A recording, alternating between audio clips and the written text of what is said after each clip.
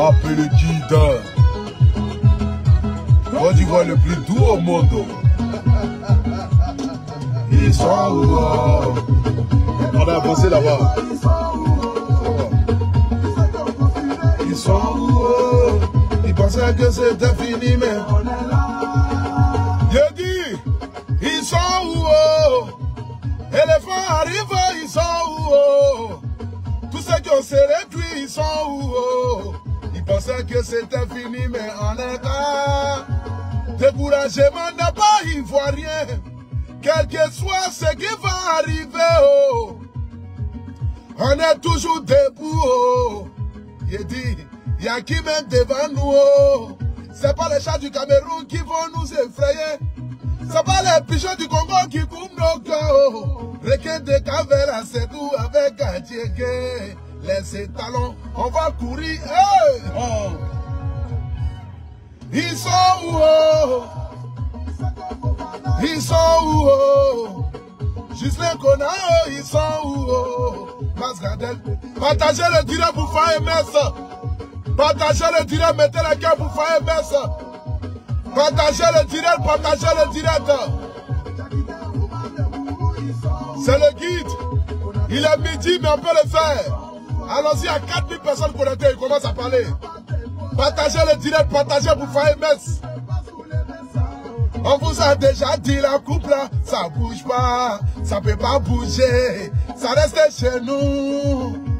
Au nom de Dieu, la coupe ça bouge pas, ça peut pas bouger, oh. Ça bouge pas. Les mamans d'Akradio, pardonnez, vomissez nos pions. Asi 47, c'est comment? Le vieux pardon. J'aimerais d'abord, ce soir ici, cet après-midi, dire bonsoir à tout le peuple de Côte d'Ivoire. Vous avez déjà reconnu la voix, c'est Monsieur le Guide à Poutou National, désormais le légendaire, l'influenceur et l'artiste le plus debout de la Côte d'Ivoire. Hier, vous avez vu sur ma page Facebook où j'ai eu à faire un post. Et dans ce post-là, j'ai dit, j'espère que l'homme respecte au moins Faye Mess en le payant de la même manière qu'on paye les Wara d'Agboville qui viennent de la France, qu'on appelle France au revoir. Gazé touchait plus de 70 millions. Avant lui, là, il y avait un autre malade mental qui n'avait jamais entraîné un club ni un pays. Sorti des centres de formation, ils l'ont pris pour l'envoyer en Côte d'Ivoire. Il touchait plus de 100 millions.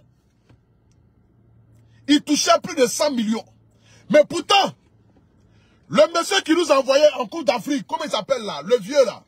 Le vieux Ivoirien qui nous a envoyé en Coupe d'Afrique, où on n'encaissait qu'un seul but là. Il touchait 3 millions de francs CFA. Ce soir ici, mon combat, que je vais mener ce soir, c'est que l'homme puisse respecter le travail de Faye et Mess.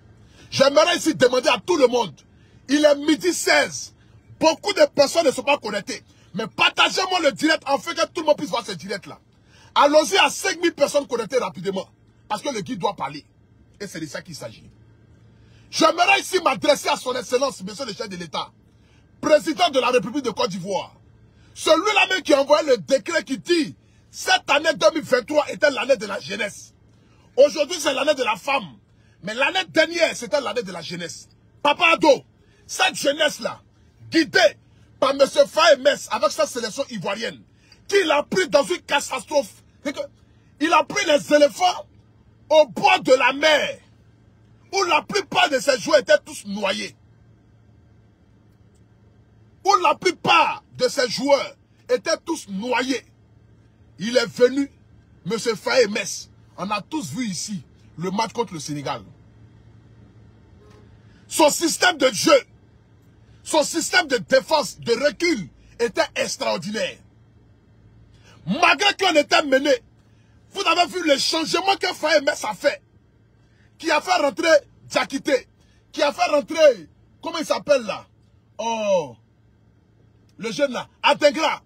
Il allait même jusqu'à mettre Frère Yannick Kessié sur le banc. Et c'est lorsque Kessié est rentré, à la deuxième mi-temps, à la 60 et quelques minutes, que Kessié a marqué le penalty. Pour d'abord un entraîneur comme Faye Metz, qui n'a pas joué dans un grand club plus que Faye Metz, qui n'a pas joué dans un grand club plus que les Mas Gradel, pour prendre le courage pour mettre Kessié sur le banc, il faut être d'abord un courageux. Mais il n'a pas tenu compte de cela. Il s'est dit que dans son système de jeu, qu'il devait mettre contre le Sénégal, là, Frère Yannick Kessié ne rentrait pas dans ce système-là, donc il ne devait pas commencer. Mais on a tous vu ici le résultat. Nous avons tous vu ici le résultat. On a battu le Sénégal. Après le Sénégal, nous avons croisé le Mali. Oui, le Mali. Un match très difficile. Où on a commencé avec un carton rouge. À la 40e minute. Ce qui veut dire, rares sont les pays et les clubs avec un carton rouge qui arrivent à revenir au score. C'est que même si tu prends le Real de Madrid joue contre Guingamp. Si Real de Madrid a carton rouge, c'est difficile que Real de Madrid gagne Guingamp. Pour ceux qui connaissent le football, hein. Pour ceux qui connaissent le football, c'est difficile que Real de Madrid va gagner Guingamp. Malgré que Guingamp et Real de Madrid, ce n'est pas le même niveau. Mais si Real de Madrid a carton rouge, ça sera difficile que le Real de Madrid gagne Guingamp. Mais on a vu le système de jeu qu'il a mis en place. Jusqu'à Mas Gradel s'est retrouvé latéral. Mas Gradel s'est retrouvé latéral. Il a fait encore un autre système de jeu qui a permis de faire rentrer tous les joueurs qui font rentrer à la deuxième mi-temps viennent et ils sont décisifs. Tous les joueurs que Faye Metz a fait rentrer à la deuxième mi-temps ont toujours été décisifs. Ces changements et ces tactiques, c'est que ces remplacements sont tellement bien faits et bien ordonnés.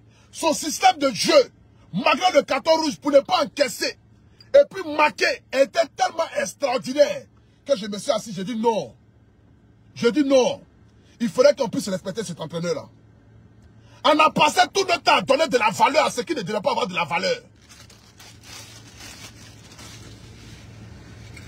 On a passé tout notre temps à donner de la valeur à ceux qui ne devaient pas avoir de la valeur. On a passé tout notre temps à aller chercher les entraîneurs ailleurs. Parce que pour nous les Africains, tout ce qui vient de l'extérieur est forcément bon, est forcément expérimenté. Mais pourtant nous avons des entraîneurs locaux qui sont extraordinaires, qui font un travail extraordinaire, qui ont appris le travail et qui ont l'amour et qui connaissent en plus le football africain. C'est ce qu'on doit savoir. Parce que chaque pays et chaque championnat a ses réalités. Le football africain, là, nous avons des entraîneurs ici qui connaissent ça. Nous avons des entraîneurs chez nous en Afrique qui connaissent le football africain. Faye Metz a joué en équipe nationale. Il sait comment est-ce que ça marche. Il sait comment il faut parler aux jeunes là. Il sait qu'il y a une concurrence, il y a une guerre. Parce que ce qu'on doit savoir, c'est que les dirigeants ont mis la politique entre les joueurs. Parce que chaque dirigeant a son bon petit, qui doit être forcément sur la liste des matchs. Chaque dirigeant a son bon petit, qui doit être forcément sur la liste des matchs. Nous avons même des joueurs en sélection ivoirienne qui ne touchent plus les primes, qui préfèrent donner les primes là à ces vieux-là, pour que ces vieux-là puissent continuer encore de faire les éloges et pour qu'ils soient toujours encore titulaires. On connaît ce système-là. C'est pourquoi ils ont appelé ça le rouage. Mais dans quelle bonne équipe on peut mettre un système de rouage et puis chercher à gagner une coupe? C'est impossible. Ce système de rouage n'a pas marché parce que Dieu, qui est assis sur son trône, il a dit non. La Côte d'Ivoire est une terre bénie. J'adore les Ivoiriens parce que les Ivoiriens sont hospitaliers. Les Ivoiriens ne gardent rien dans le cœur. Les Ivoiriens n'ont pas de haine envers son prochain. L'Ivoirien taquine. Et l'Ivoirien aime se faire taquiner. Mais l'Ivoirien n'a jamais souhaité le mal. L'Ivoirien n'a jamais souhaité haïr son prochain. Ça, c'est l'Ivoirien. On peut taquiner les Camerounais. On peut s'amuser avec les Camerounais. Mais si on voit que ça va dans un autre système, l'Ivoirien prend son recul. C'est comme ça. L'Ivoirien, il peut te taquiner. Il s'amuse avec toi. Mais s'il voit que amusement, vous êtes là faire là, toi tu vas envoyer ça dans autre chose, lui il prend du recul. Et Dieu connaît le cœur des Ivoiriens. On n'était pas mieux que les Maliens sur le foot. C'est que sur le terrain là. On n'était pas mieux que les Maliens. Le match qu'on a joué comme Mali, quart de finale là, on n'était pas mieux que les Maliens. Mais Dieu n'a pas accepté que le Mali nous gagne. Parce que le Mali était venu pour une guerre. Une guerre politique. Parce qu'ils ont voulu mélanger le football à la politique. Le sport, c'est le sport. Moi, j'adore le Mali. Je suis un artiste universel. Je ne peux jamais m'asseoir pour dénigrer un pays au détriment de mon pays. Mais si quelqu'un attaque mon pays, j'ai le devoir de me lever pour pointer mon doigt. Pour dire non, je ne peux pas accepter qu'on puisse manquer du respect à mon pays. La Côte d'Ivoire est une terre qui a accueilli tout le monde. Chez nous, en Côte d'Ivoire, ici, là, tu as un problème avec un Malien, Burkinabé, tu vas au commissariat, on te met en prison. C'est ce que Houphouët-Boigny nous a appris. Depuis le temps d'Houphouët-Boigny jusqu'à le temps d'Alassane Ouattara, le président le plus debout d'Afrique. Le président le plus debout d'Afrique. Depuis le temps d'Houphouët-Boigny, tu as un problème avec un Malien, un Burkinabé, même un Naoussa. Tu vas au commissariat, on pouvait te prendre pour te mettre en prison. Parce que le président Houphouët-Boigny nous a appris que l'étranger n'est pas chez lui, il est chez nous, nous avons le devoir de le protéger. Mais si on vous protège et qu'en retour, vous nous souhaitez la mort, vous nous souhaitez, c'est-à-dire qu'on puisse tomber, qu'on puisse sombrer, mais on va s'aimer nous-mêmes et puis vous regardez de côté. C'est ce qui arrive aujourd'hui avec la Côte d'Ivoire. C'est ce qui arrive aujourd'hui avec la Côte d'Ivoire. C'est ce qui arrive aujourd'hui avec la Côte d'Ivoire. La Côte d'Ivoire n'est en guerre avec personne. Nous ne sommes pas en concurrence avec un autre pays. Et nous ne serons jamais en concurrence avec un autre pays. Adon ne fait pas tout ce travail-là pour prouver aux autres pays que la Côte d'Ivoire... Non, il fait ça pour prouver aux Ivoiriens et à lui-même. Nous ne sommes pas en concurrence avec un autre pays. Hein. Jamais de la vie. Nous sommes en concurrence avec nous-mêmes. Parce que nous voyons ce qui se développe à l'extérieur. Nous, les Ivoiriens, là, nous, on voyage beaucoup. L'Ivoirien voyage. L'Ivoirien sort de son pays. L'Ivoirien d'aujourd'hui n'est pas l'Ivoirien d'hier.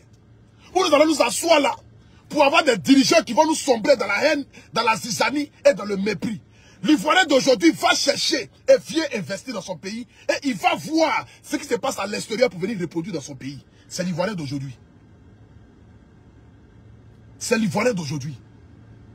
Et moi, je suis fier parce que j'ai des amis maliens, j'ai des amis burkinabés et j'ai des amis dans toutes sortes de pays, même camerounais.